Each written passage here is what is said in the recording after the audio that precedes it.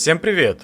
В 2022 году после ухода многих мировых производителей из нашей страны нужно было возродить автомобильную промышленность. Первым на очереди был завод «Москвич», после того как французская марка Renault покинула рынок, а свой завод передала в безвозмездное пользование правительству Москвы. Перед заводом стояли два возможных сценария: закрытие и замена на коммерческий или жилой комплекс, или же возвращение производства под нашим брендом. Решено было выбрать второй вариант и возродить марку «Москвич». Почему было принято такое решение? Прежде всего, чтобы сохранить сам завод и рабочие места. На заводе Renault работали квалифицированные специалисты, их увольнение было бы неправильным. Многие из них имели обязательства перед семьей и кредиты. Новость о восстановлении завода была встречена с энтузиазмом, так как марка «Москвич» связана с молодостью для многих людей. Однако радость быстро ослабла, когда стало известно, что производство будет основано на китайских автомобилях.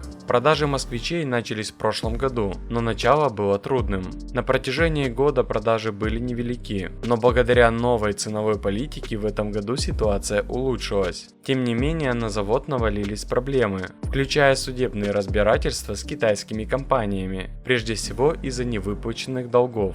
Китайцы требуют признать завод банкротом из-за задолженности, возникшей в результате сделок с предыдущим владельцем, компанией Renault.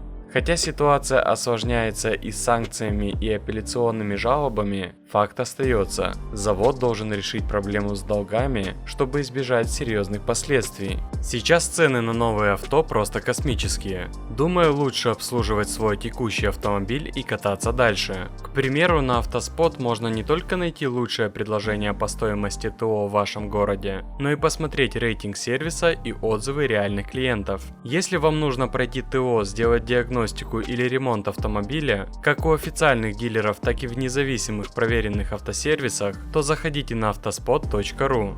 Для вас сервис абсолютно бесплатный, ссылка будет в описании. А еще на Автоспот вы можете найти скидки на новые автомобили до 200 тысяч при покупке за наличные. В январе этого года завод «Москвич» подал апелляционную жалобу, но она была отменена, усугубляя сложившуюся ситуацию. К тому же китайские компании требуют дополнительно 125 миллионов рублей в виде неустойки, что создает дополнительное давление на финансовое состояние завода. Необходимо принимать меры для решения проблемы с долгами и избежания банкротства. Возможно, потребуется поиск альтернативных решений, таких как переговоры с кредиторами или привлечение инвестиций для погашения долгов. От успеха этих действий будет зависеть будущее завода «Москвич» и сохранение рабочих мест. Однако наш завод столкнулся не только с проблемами китайских компаний. Французы также не расплатились с южнокорейской фирмой, которая еще в 2020 году поставила им оборудование. В результате остались должны корейцам 128 миллионов рублей. В феврале этого года корейцы подали в суд. И хотя исход дела пока неизвестен, вероятно, суд вынесет аналогичное решение,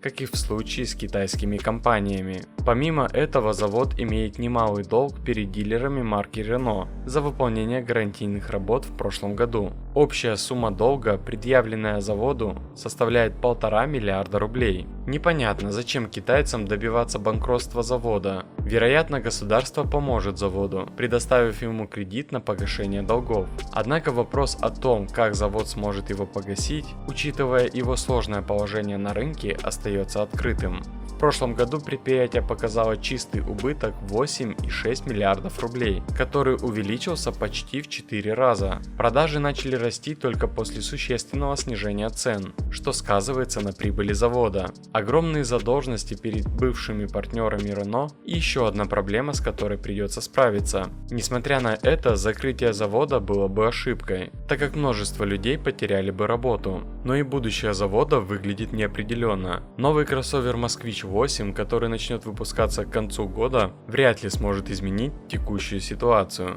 Однако мы надеемся на то, что наше предприятие найдет выход из этой трудной ситуации. И не удивлюсь, если в конечном итоге выяснится, что учредители во Франции сидят и деньги с нашего «Москвича» делят между собой, а правительство Москвы из бюджета долги Renault-Nissan закрывают. А как считаете вы, есть ли будущее у «Москвича»? Пишите в комментариях.